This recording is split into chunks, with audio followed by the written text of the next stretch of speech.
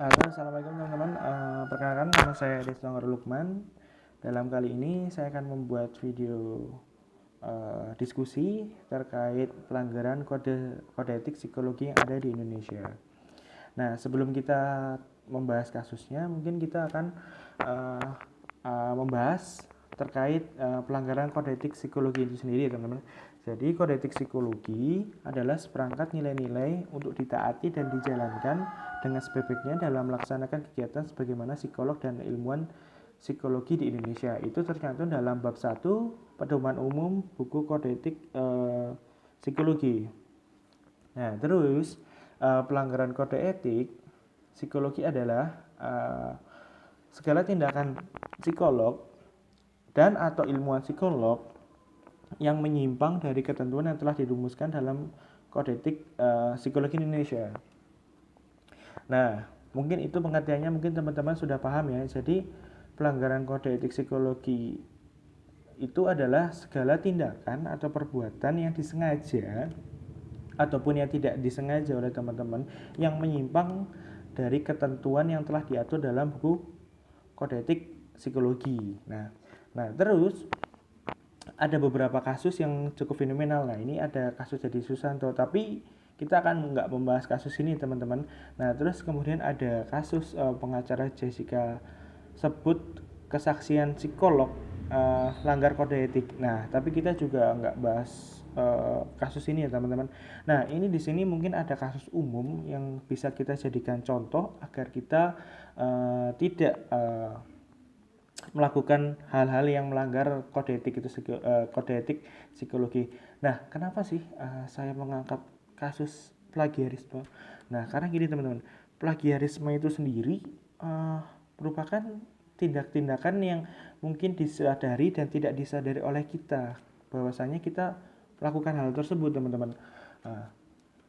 Contohnya apakah? Nah, contohnya itu sendiri ada beberapa, mungkin kita ketika kita ingin melakukan presentasi di kelas atau mungkin presentasi di depan orang banyak, tetapi di dalam presentasi kita tidak mencantumkan referensi yang kita gunakan itu, teman-teman.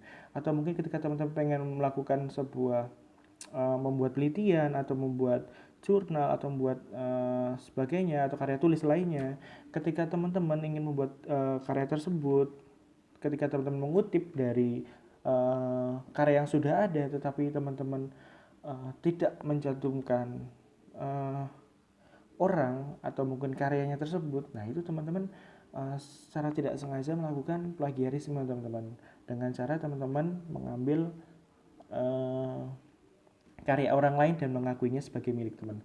Nah, selanjutnya dari kasus yang tadi. Nih, di sini ada kasus plagiarisme Dr. Yu Hasan atas karya John Lennon. Nah, siapa sih John Lennon itu sendiri? Nah, jadi John Lennon itu sendiri adalah seorang autor sekaligus blogger terkenal asal Amerika. Nah, jadi John Lennon ini sudah menulis banyak buku. Nah, di antaranya adalah buku How We Decide ya, teman-teman. Jadi buku How We Decide ini juga termasuk cukup booming juga di Amerika sana.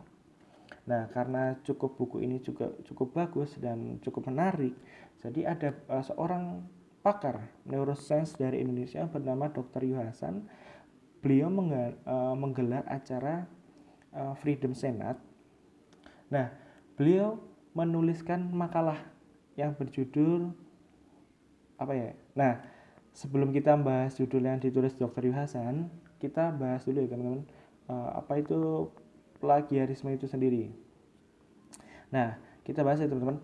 Jadi, plagiarisme menurut Depdiknes tahun 2001 sebagai kegiatan menjiplak yang melanggar hak cipta, mengambil karangan atau pendapat atau hak milik orang lain dan menjadikan seolah karangan atau pendapat sendiri. Jadi intinya adalah ketika teman-teman mengambil karya orang lain dan menganggap itu sebagai karyanya teman-teman gitu.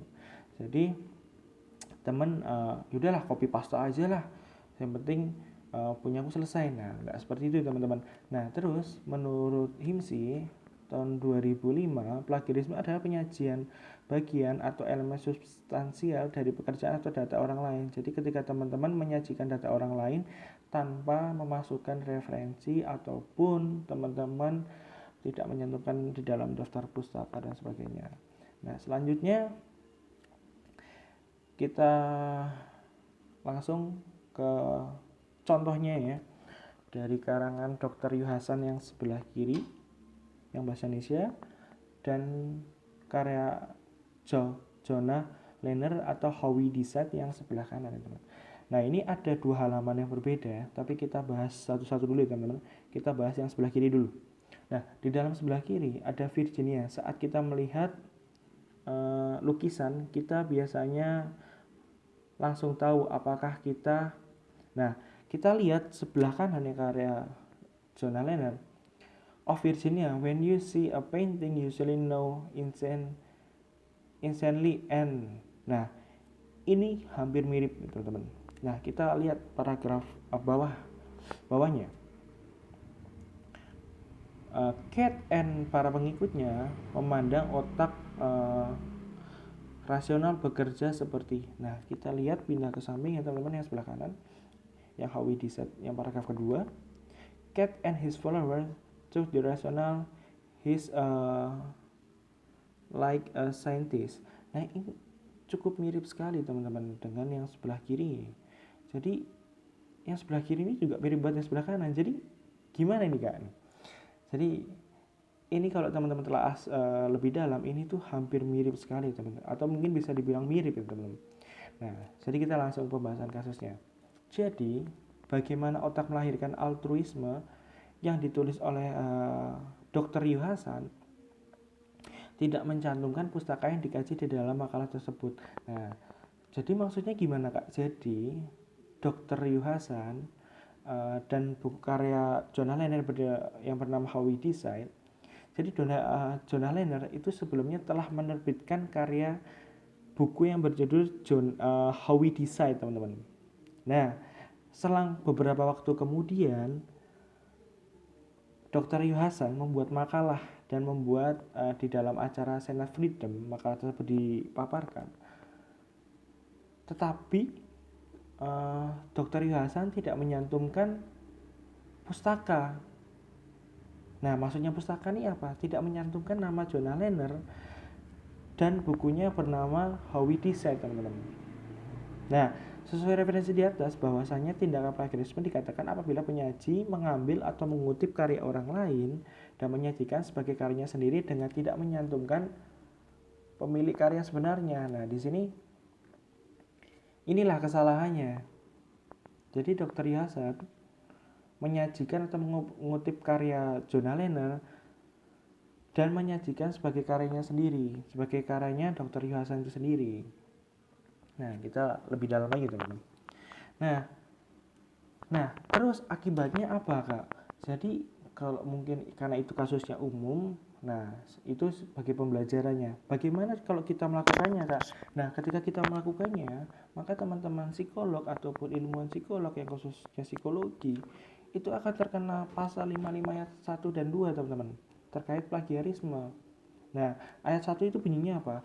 Psikolog atau ilmuwan psikolog wajib menghargai cipta hak orang lain, baik yang berbentuk penelitian, buku teks, alat tes, atau bentuk lainnya sesuai dengan undang-undang, peraturan, dan kaidah yang berlaku umum. Jadi teman-teman ketika